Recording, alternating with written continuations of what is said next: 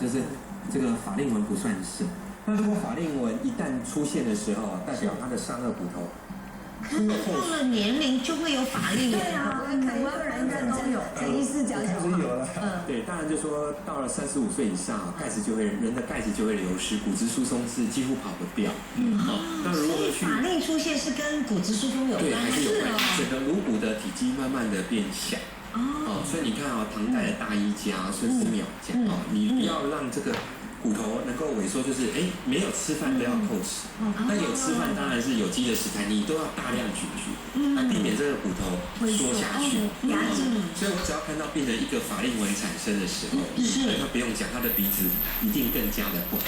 怎么样？就是变又更小了，更窄，更窄。而且像这个地方会有纹路这个鼻子的外缘会有纹路，当然就知道这个黄色的这个颚骨变窄，而且。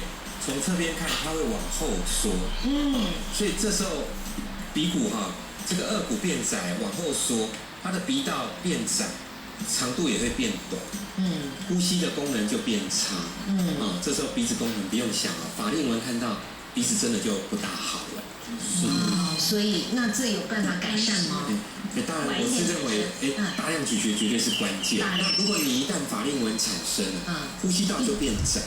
那呼吸道变窄，你不大可能做矫正，也许是一个方向，但是大部分的人，你就必须靠类似练气功，深层的呼吸，管道变窄，你就必须要去适应它，改善自己呼吸的方式，重新把新的呼吸方式把它调整。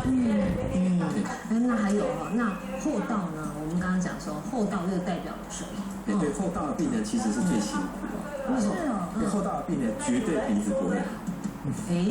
后道跟鼻子有关系。对，后道的话，你看他法令纹马上就明显，法令纹马上明显。大家只注意到他的下巴变得往前，是。可是实际上它不是下巴往前，大部分都是上颚骨发育不好。那你说证明给大家看，后道病人我说他最辛苦，为什么？因为他的鼻子不好之外，你看他讲话。他讲话都要怎么讲我示范一次当然就说我知道后道病人很辛苦，我不是要笑你他们很辛苦，他们讲话舌头因为上颚骨头太窄，所以舌头放不到这边，只好放到下面。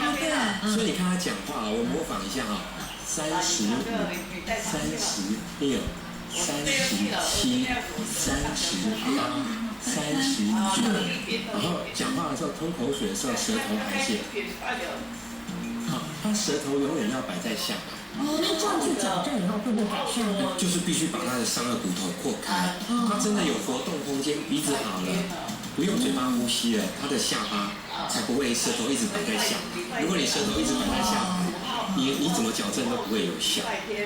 所以有时候我们会故意放一块板子强迫他的舌头摆在下巴，但是小朋友有效，成人的话那就不行，还是得要打。所以看到后道病人，我基本上就很辛苦啦，鼻子真的是比一般人还要不好。那我们待会儿呢就教你一个秘诀，怎么样用一支吸管来改善这些鼻子不通打鼾甚至你身体缺氧所引起来的问题。